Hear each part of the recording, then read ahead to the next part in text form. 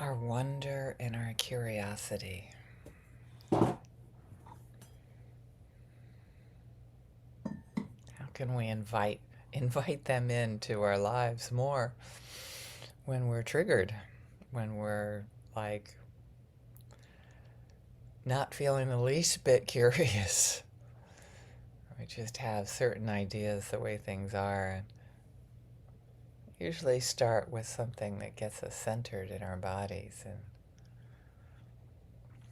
no matter what's in our bodies, just let that be there and come to the sensations we feel in our feet, starting off with our feet.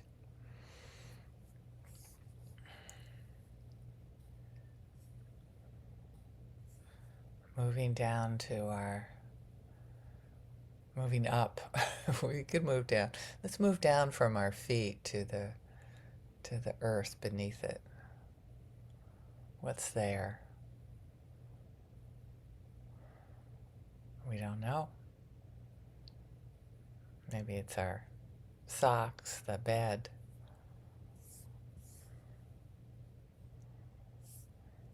the rug.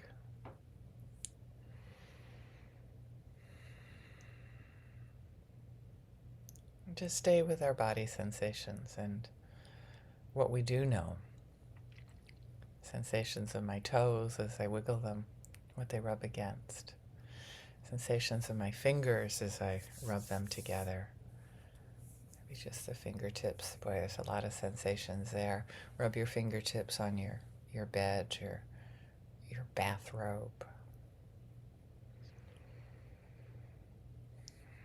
So lovely to be joining you all in my bathrobe.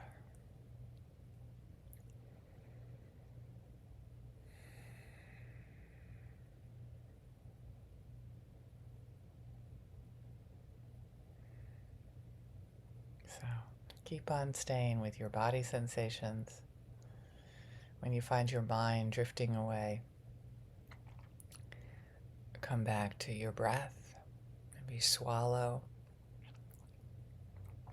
Feel the sensation of that contraction in your throat. Sensations in your neck, your shoulders, your hips as you move your hips around. And then invite in some curiosity, some wonder, some awe, some not knowing. Sometimes if your mind is like mine, it's the least favorite thoughts to entertain, that not knowing, that curiosity. Particularly when there's, cycles that come around you. There's, if you're listening to this and you're from maybe a European background, or your ancestors are European, you might have some holidays coming up that are like, we have no idea what they're going to be like, and we have past experiences that try to inform that, like, well, it's going to be like this or that, or this person's here or this person's different, so it's going to be terrible or it's going to be wonderful. Whatever ideas we have,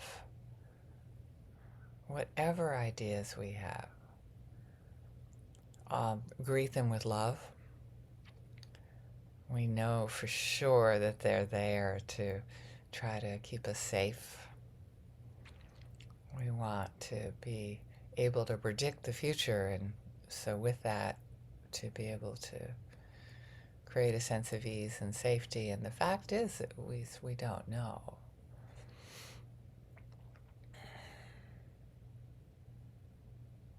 Actually, for our friends in Asia that are listening to this, there's Tet's coming up in Vietnam, and the New Year, and the Asian Lunar New Year is coming up.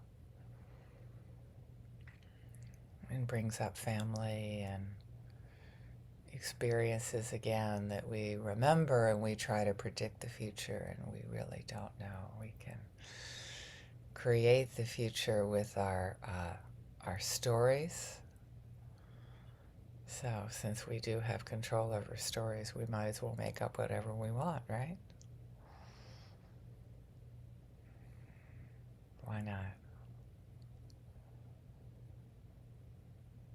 And most important for this meditation is to greet them all with compassion.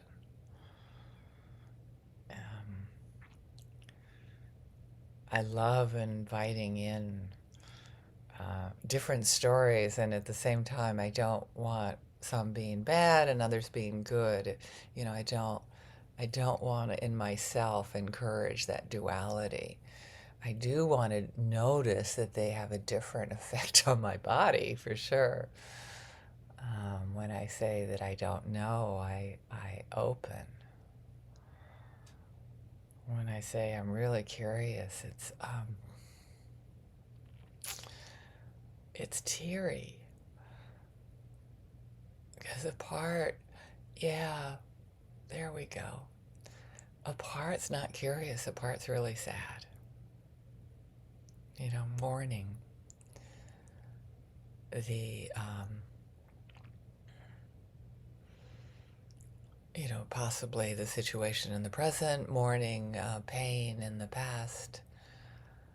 And it's so important to greet those tears, like I'm greeting mine, with like wonder, curiosity, and compassion.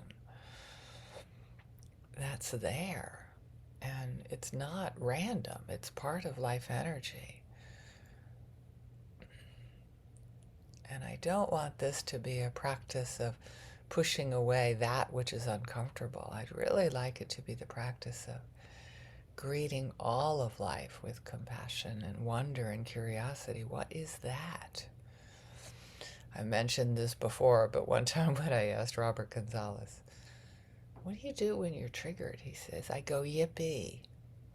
And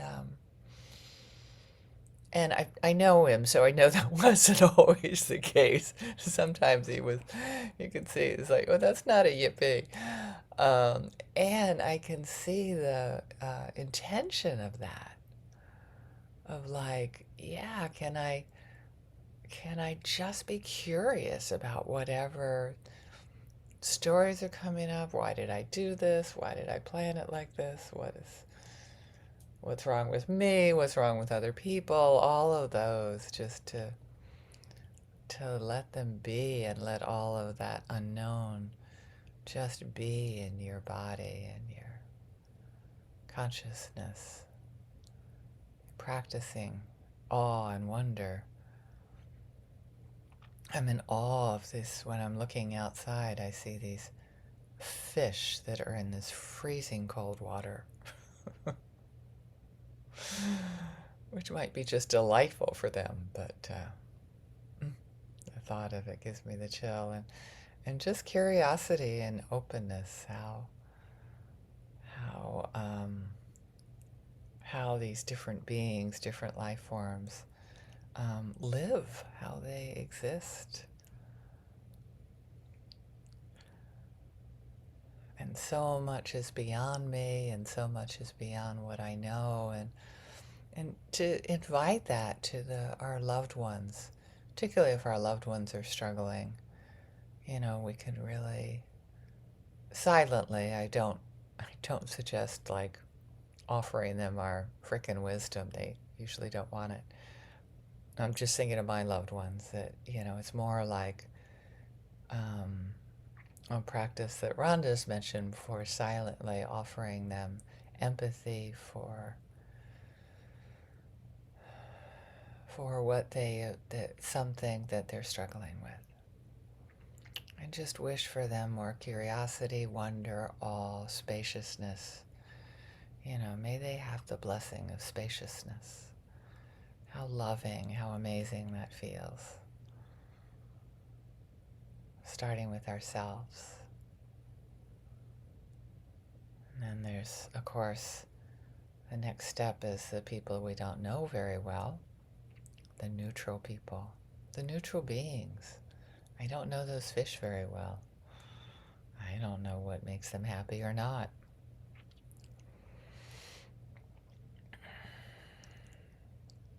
The people that will be making my coffee maybe this morning,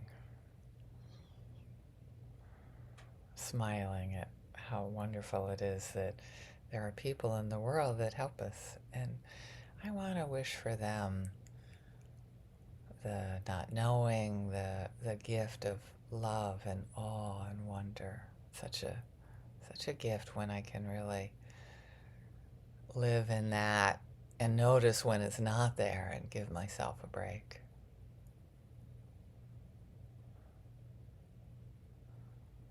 And then we can move to people that are not so dear to us and give them some awe and some blessings as well. Here's a gift to give to them. You don't know me very well, do you, honey? Because we wouldn't be having this issue if you knew me better. So wishing them some more curiosity about me. Can you imagine, right? And hoping that our practice can benefit all beings in the world, knowing that a lot of people are making decisions based on made-up stories. What would the world be like if they, the people in the part of the world that are fighting, and of course it might be in our own households. But imagine if all people in the world were able to relax all of our projections about the people around us and just relax into, wow, I'm feeling uncomfortable. I don't have to have any theories about them. I can just love them for being extraordinarily unknowable and hope that all beings can benefit from that like, wow, there's so much I don't know, and that is so cool. How would that be? I think there's a John Lennon song about